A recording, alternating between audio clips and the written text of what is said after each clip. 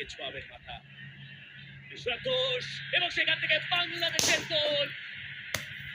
বাংলাদেশ এগিয়ে গেল সান মারিনোর বিপক্ষে দ্বিতীয়বারের মতো এবং আরো একবার সেই তপু বর্মন।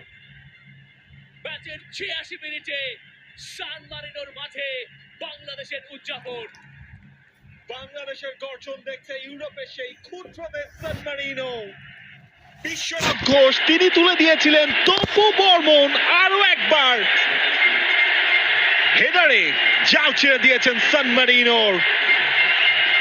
তপুর জোড়া গোল।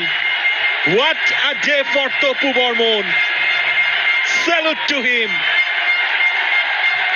এবং এই গোলের সূচনা ঘুরে ফিরে সেই হামজার কাছ থেকে। তপু বর্মন এই ম্যাচটা যেন তাকে কেন্দ্র করেই ঘুরছে।